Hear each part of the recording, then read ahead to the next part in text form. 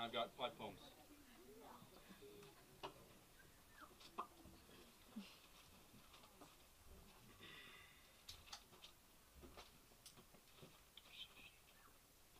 Forget the stanzas, are the best lines heard on streets of Augusta. Haikus, fuck haikus. Let 'em fall off this dead-beat porch. Imagining them to attempt this precision. However, be wary of those 3-liners, ones with the nasty punch. If walking down the street or some crowded alleyway, and it comes to having sounds, when it comes to having steps of word, and the exhaustion of T's rolling off tips of tongue, la, lo, ta, the tiresome is fine, followed by dread and weariness. Bring removal of timelines, and one consents, picking up a pen or frantic conversation, how that might be fun. It's the telling ability when a wall is ready, hands on the wet stone, like any moment with fleeting happenstanzas, forgetting the best and reveling in them all, and writing, if you will, allow some room for the wall to become its own. A mermaid, the one who wears heart-shaped glasses, just has got an arrow pinned to her butt.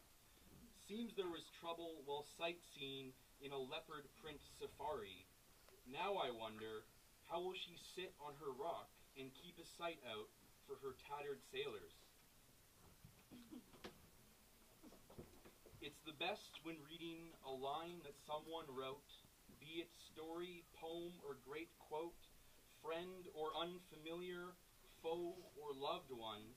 It's the ringing or run-out voice, triggering pitch and its accent to where one stops short and to another who draws it out. Pronunciation and breathing meet in the center, its speech patterns in years of existence forming both the idea and the way it is given out to the world. Woohoo!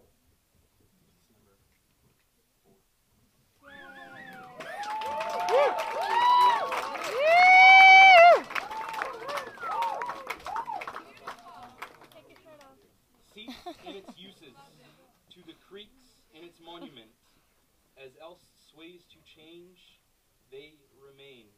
Plain to simple niceties, having a chair with tabletop, no not for comfort, conversation, or even a great meal. Rather, it's in the absence of these things, containing only syrupy contents left in the dipped portion of a spoon, coffee grounds in bottom of cup, and ketchup-covered plates. Instead, one can be found looking through mile-long window towards the tabletop, out through, towards tiny chair, hidden in corners, just enough to hear glass's breath, most tangible of mess, with frames to hold up the makings of gravity to glass. Through bay windows, planes are but mirages, wiggling on the top horizon. Snowflakes in this spring of winters float by relentlessly. And now, all of these impossibly gone, and he, still susceptible, can no longer see the faintest reflection. Instead, can only look through the mile-long window, having found his 2 chairs and tabletop, hiding in the corner, listening to glass's breath.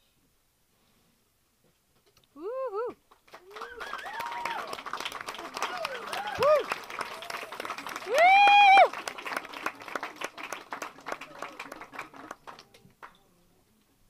This is number 5. Yeah. Spoken voices through filled void, a vastness of space and empty air.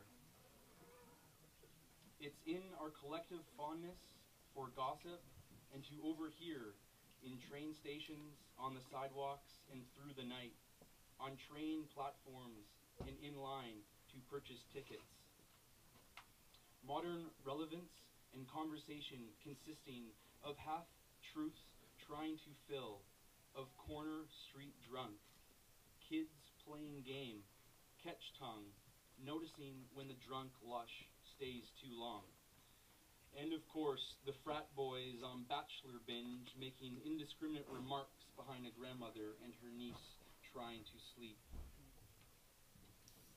All the while, watching the Arab Spring in deserts, the Middle East, Africa, in turns of century antiquity, finished moldings, lacquered and veneered, the heavy marble and the podium with freshly screened TV on top, to be left on, to tempt, to prod this modern relevance, showing brutal shots of cities in rubble.